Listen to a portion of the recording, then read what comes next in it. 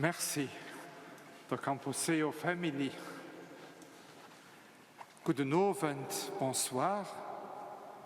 Nous voici à la cathédrale, devant l'autel votif de Notre-Dame de Luxembourg.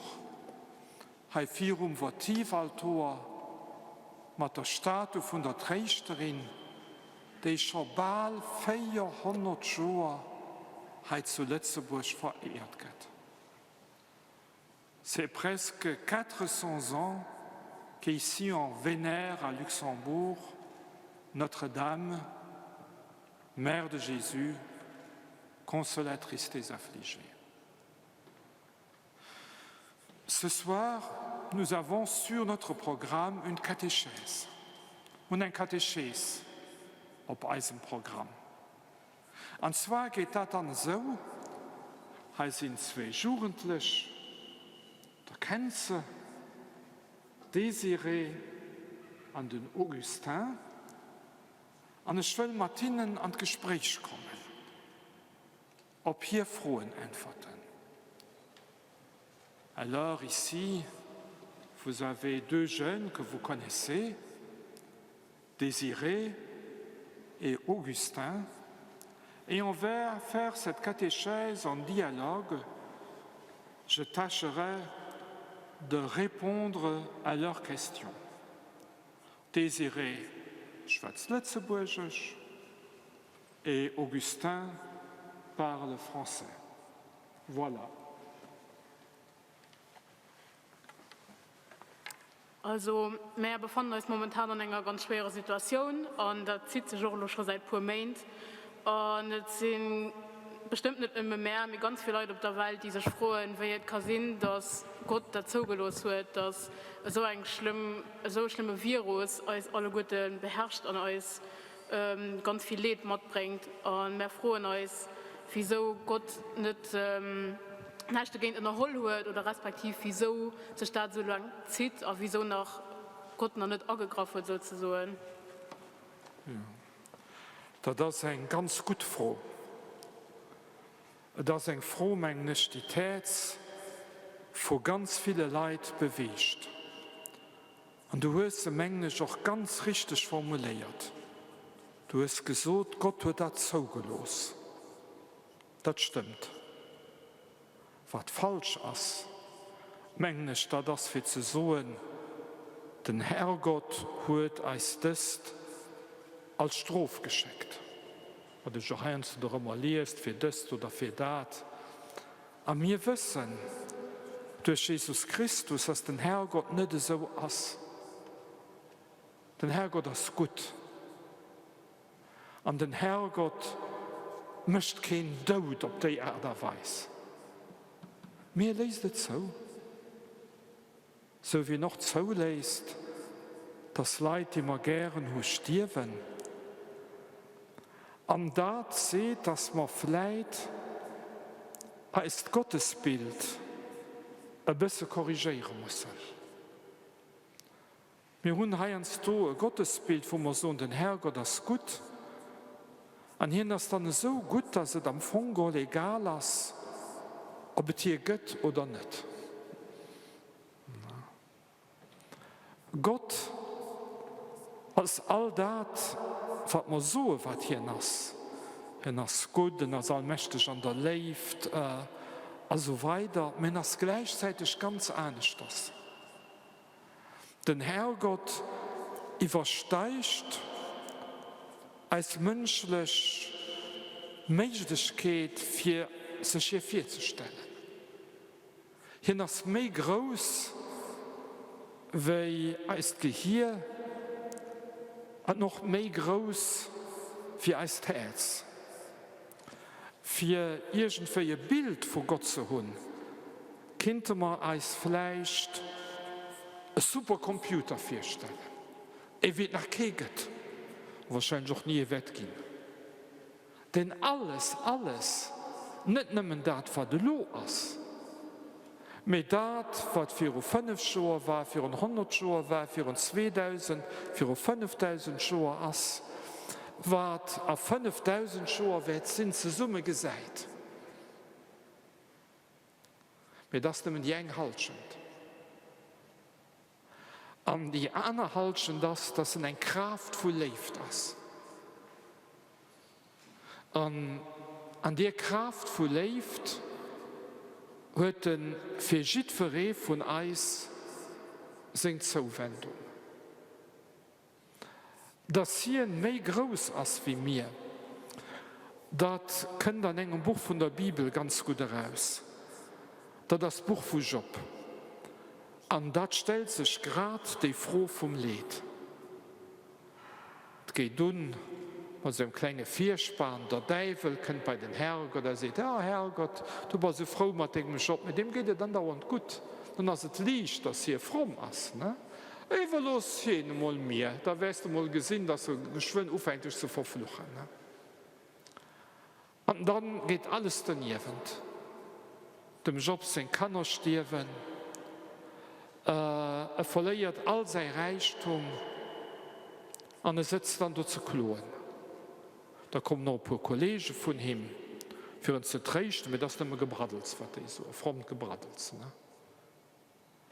Und der Job getrosen auf seinen Kollegen, aber getrosen auf den Herrgott. Ne?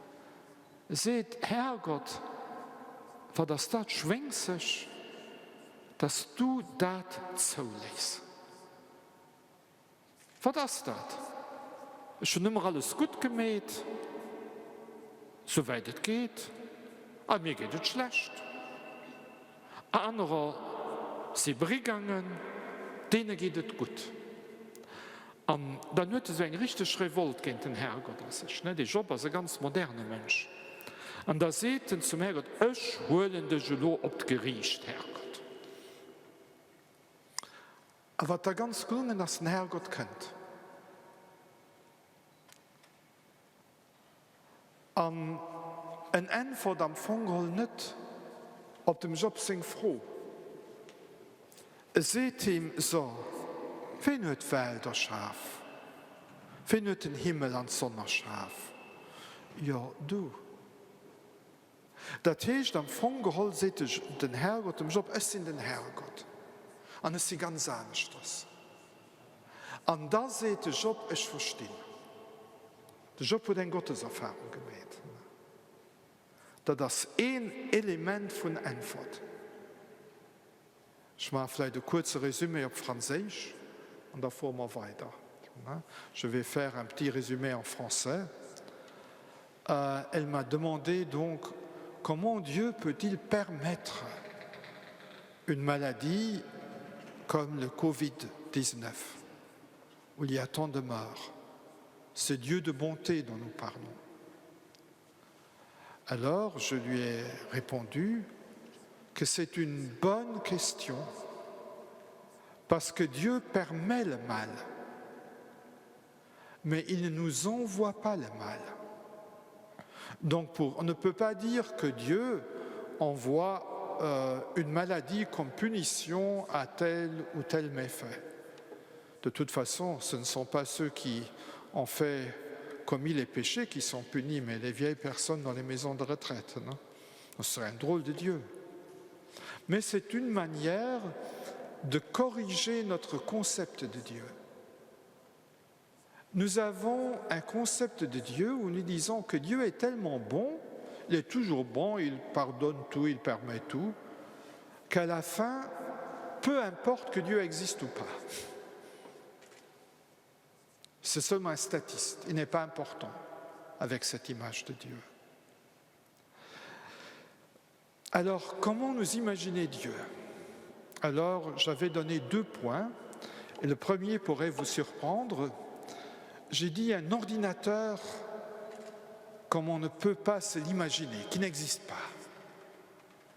Un ordinateur qui voit et coordonne tout ce qui existe maintenant, toute la Terre, tous les hommes. Et en même temps, ce qu'il y avait il y a 10 ans, 20 ans, 30 ans, 5000 ans, 10 000 ans, et ça existera dans le futur, tout ensemble. Impossible à nous de construire un tel ordinateur. Mais alors, il y a un deuxième élément qui s'ajoute. Ce Dieu est une énergie d'amour. mais énergie, un feu d'amour qui brûle. Et dans cet amour, il veut avoir une relation avec chacun de nous. Et le problème que tu viens de poser a déjà été posé dans l'Ancien Testament, parce que les gens remarquaient que parfois les bons n'avaient pas de chance et les mauvais triomphaient dans la vie. Alors il y a ce livre de Job. Le début du livre, c'est comme un peu pour rire. C'est le diable qui visite le bon Dieu et lui dit « Écoute, bon Dieu, tu parles tellement de ton ami Job, mais tout va bien pour lui. Et si tout va bien, mais c'est facile de te louer, d'être un homme religieux. Mais je parie, si Job est dans le malheur, il te maudira. » Et Dieu accepte ce défi. Alors, on retourne sur terre et Job, on voit tous ses enfants meurent, il perd toutes ses richesses. Il y a des amis qui viennent lui expliquer le pourquoi de tout cela. C'est un blablabla religieux qui irrite en fait et qui irrite Job. Il ne veut plus voir ses amis. Mais Job aussi est en colère contre Dieu. Vous voyez, c'est un sentiment religieux on peut être, comme homme religieux, en colère envers Dieu. C'est une attitude qui est souvent dans les psaumes. Et Job dit, Dieu, je te cite au tribunal. Tu dois me répondre. Et ce qui est très curieux, et là on voit que Dieu aime Job parce que Dieu vient. Il se laisse citer par Job. Mais Dieu ne répond pas à sa question de manière directe. Il lui dit, qui a créé les ciels et la terre? C'est toi ou c'est moi? C'est toi. Qui a créé le soleil? Qui est le Seigneur des tempêtes, de la pluie et du bon temps? C'est toi. En fait, Dieu lui répond, c'est moi, Dieu, le tout autre. Et Job comprend. À la fin, il y a un happy end. Il revient de nouveau très riche, il a d'autres enfants, etc. C'était une manière de répondre à cette question. Et moi, je ne veux pas faire comme les amis de Job, vous donner des explications qui ne répondent pas. Moi, je veux vous donner des éléments pour que vous, dans votre situation de vie, puissiez trouver la réponse. C'est un peu le sens de la vie humaine, de trouver une réponse à cette question. Also ich einfrelo net wie d'Frën vum Job, dat ich schrei fromm Geschwafel will ginn, weil dat hilft kegem. Me ich probéiere Elementer ze ginn, dass dir an Ärem konkrete Liewen, an Ärer konkreter Situation Antwort kann fangen. Augustin, tu as une question? Ma question, Monseigneur, dans un sens, est liée à la précédente, parce que j'aimerais vous demander comment Dieu, qui est par le Saint-Esprit et par Jésus dans nos cœurs, comment ressent-il, entre guillemets, comment voit-il la souffrance des hommes? Merci, une très bonne question. Vous savez, toutes les questions sont toujours bonnes, parfois les réponses sont idiotes. Alors j'espère que ce ne sera pas le cas. Alors tout d'abord, Jésus, il est vrai Dieu et vrai homme. Dieu 100% et homme pour 100%. C'est-à-dire qu'il avait un cœur humain, il réagissait comme nous, etc. Il voyait avec ses yeux la réalité humaine. Et quand Lazare est mort, son ami Lazare, il pleurait. Donc on peut dire que c'est la réaction de Dieu, une première réaction de Jésus, il pleure. Et puis, nous savons aussi par les évangiles quand Jésus a rencontré des gens malheureux, des malades, il a eu pitié. Et là, c'est la pitié humaine du cœur de Jésus qui se joint à la miséricorde de Dieu. Son humanité et sa divinité sont toujours dans un même accord. Et alors il guérit. Alors, il ne faut pas en déduire une fausse assurance du miracle. Jésus n'a pas guéri tous les malades. Il n'a pas aboli la maladie. Il n'a pas aboli la souffrance. Il a guéri certains malades pour montrer justement l'amour et la miséricorde que Dieu a pour chaque homme, pour que nous comprenions cela. Mais sa réponse est tout à fait différente de ce que nous pourrions imaginer. En fait, dans l'évangile de Marc, quand Jésus guérit quelqu'un, il dit toujours « Non, parle pas, tais-toi de ce que j'ai fait ». On appelle ça le secret messianique. Parce que si tu proclames que je suis le Messie, les gens vont mal comprendre. Ils vont penser que je suis là pour les rendre riches, pour les rendre, pour les guérir, pour assurer tout leur bonheur matériel. Et c'est pas ça. Et lentement, il commence à dire à ses disciples qu'il va aller à Jérusalem et mourir sur la croix. Les disciples ne comprennent pas, tout comme nous ne comprenons pas. Non? Donc, Jésus ou Dieu voyant l'homme qui meurt, et l'homme qui meurt, c'est nous, hein? Ce n'est pas l'homme abstrait. Ce sont les gens que nous aimons, la génération de vos grands-pères, de vos grands-mères, qui meurent. Et ce sera un jour votre tour. Hein? Je raconte toujours, on a eu un père au Japon qui était spécialiste sur la mort. Il faisait des conférences. Là. Et alors, il racontait toujours une blague. Il dit, vous voulez avoir les dernières statistiques sur la mort au Japon? Eh oui, tout le monde voulait prendre des notes, dernières statistiques. 100%. Tous les Japonais meurent, tous les Luxembourgeois meurent, tous les Français meurent, tous les Mexicains meurent. 100%. Alors, Dieu ne fait pas des miracles au bâton magique. Mais le Verbe de Dieu devient homme. C'est Jésus. Dieu nous aime tellement qu'il veut connaître notre expérience corporelle. Il veut la partager. Et il veut partager cette expérience ultime de la mort.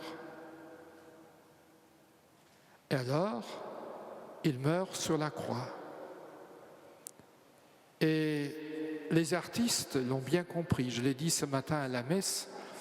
Au Moyen-Âge, quand il y a eu la peste, les représentations de la croix ont changé. Auparavant, sur la croix, c'était le Christ de gloire. Et maintenant, c'est un homme qui a la peste, ou un lépreux, un homme des douleurs qui est sur la croix. Donc, dans notre temps, si nous devions maintenant montrer le Christ sur la croix, peut-être que cette croix serait un lit d'hôpital et Christ aurait une machine pour respirer. Dieu a partagé notre mort. Jésus est mort pour nous. À cela seul, ce serait déjà magnifique. Hein? Ça ne nous servirait pas à grand-chose, mais ce serait magnifique. Quelqu'un qui meurt pour nous. Mais alors, il est ressuscité d'entre les morts. Et à partir de ce moment-là, les portes de la vie éternelle sont ouvertes à nous. Grandes ouvertes. Et plus personne, même s'il est dans une grande solitude, ne meurt seul. Jésus est avec lui. Je ne sais pas si vous vous rappelez qu'il y avait un patriarche à Constantinople de l'Église orthodoxe qui s'appelait Athénagoras. Et quand il était en train de mourir, naturellement, sa chambre était pleine de prêtres, des évêques qui priaient, etc., qui voulaient lui tenir la main. Alors il disait, sortez tous, sortez. Pour ma mort, je veux être seul avec Jésus, mon Sauveur. C'est ça qui importe. Je vais vite le dire en Luxembourg. On n'a pas beaucoup de temps, on a une demi-heure. Ich will ja das ganz nachher so, aber vielleicht schon der pur wieder Blitzburgisch. Dass die Reaktion vom Herrgott nicht ist, für all krank zu sein. Das hat Jesus nicht gemäht. Nicht verschiedener geheilt, weil ein Dave Matleid hat. Mit den Leid. Aber der Rest nicht. Dafür als ein Wandergelaufen am Fungel nicht christlich. Weil der Jesus wurde ganz andere Wege gewählt. Hier wollte die Erfahrung von einem Tod teilen. Und das hat gemäht mit dem Tod am Kreuz, von dem Tod von einem Sklaven war. Von einem Folter war, nicht? Das war ein Erstickungstod, nicht? Dass er Löser steckt am Kreuz. Und war lang, weil die paar Leute, die nach da waren, standen innen am Kreuz, waren nicht direkt bei ihm. Und hat also damit einen menschlichen Tod die Erfahrung geteilt. Und das war schon super lang, ne? Dass ein da ist, den es lebt zu Eis einen Tod sterben will. Aber die Geschichte hält schon da nicht ab. Wir haben ein Wissen an unserem Glauben, dass der Jesus von den Todischen auferstanden ist. Und dass er uns damit groß Tieren zum Leben abgemäht hat. Zum Leben, wo Leben erlebt, dasselbe ist das. Das nennen wir Himmel. Und danach ist am Fungel kein Mensch mehr lang, wenn er stirbt. Der Jesus ist immer da. Hier ist der gute Hirt, den Eis auf der Schelle dreht von der Zeit an die Ewigkeit. Il est le bon pasteur qui nous porte sur ses épaules de notre temps jusqu'en l'éternité. C'est ça la foi de l'Église. Parfois, il faut lutter pour votre foi. Hein? Il faut du temps.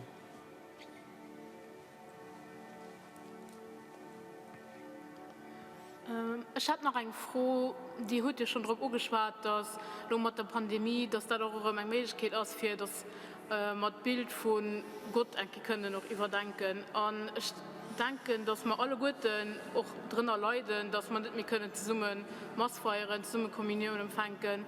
Und ich frage mich, ob es dann nicht auch wichtig ist, dass wir uns an unserem Glauben denken, für allem, wenn ich auch gucken, wie viel Leid auch von den Menschen und den Menschen also gemacht gouf an dem Sinn, dass man un Eis gedurcht und als allererst, wo man Akaffe waren, im Hamsterkäf zum Beispiel gemacht und wird dann nicht auch wirklich wichtig schwer, dass mehr selber auch ein über Eis und Eise Glaven und was man machen will, muss ein überdenken und das, ja.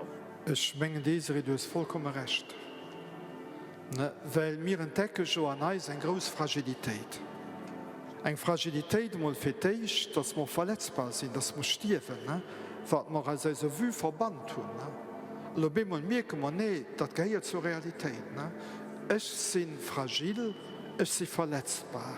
Ich bin nicht unendlich. Und wir haben schon am Fond geholt ein Desir, nicht weil du Desir heißt, wie ein Desir an uns entwickelt, wo man alles gut ne? Der nie auf Limite gestoßen ist. Also stößen wir auf die Limiten. Und das ist eine gute Chance, für uns neu zu denken, und noch als Religion. Ne? Weil ich verstehe, dass ich in der Masse will teilen will.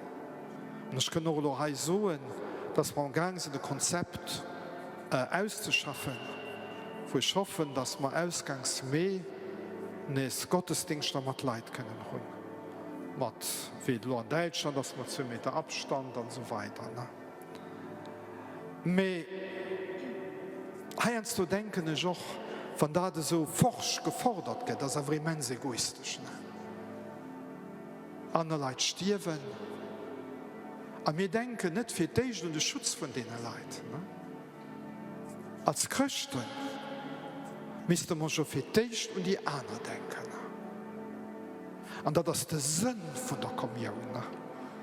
Es hilft uns, weil wir, wenn wir ehrlich Christen sind, alle Guten den Wunsch nach der Kommunion haben. Aber es hilft uns, den Wunsch zu purifizieren. Und noch als Religion zu hinterfragen, dass wir wirklich können durch nur zusammen Kirche sind. Dass eine Masse nicht just eine Konsumveranstaltung ist, die nach langweilig dabei ist mit dem Netflix-Vergleich. Ne? Aber das ist etwas anderes, weil es an der Dave berührt. Und das können wir manchmal von dieser Krise lernen. Voilà. Encore une parole et puis je pense que nous devons déjà terminer parce qu'une demi-heure c'est très court. Mais c'était un premier essai. Si vous voulez, on peut faire, même par après, des petites catéchèses de temps en temps où vous pouvez aussi vous exprimer plus librement. Parce que je pense qu'ici, c'est quand même encore très statique. Non? Je suis sûr que chacun d'entre vous a d'autres questions. Et c'est justement cet échange de la foi qui est important. Et maintenant, c'est déjà la fin. Peut-être un petit chant final.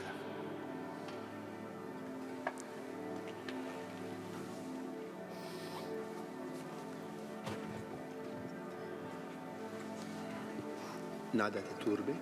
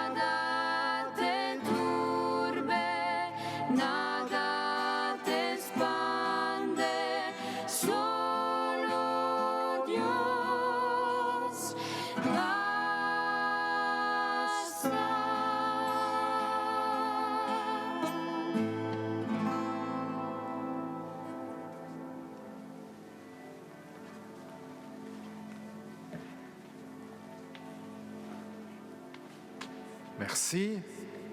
Merci. Et puis, je pense que nous devons quitter la cathédrale parce qu'il y a la prière du rosaire qui est en live stream uniquement, pas pour vous punir, mais pour la vie, pour la vie.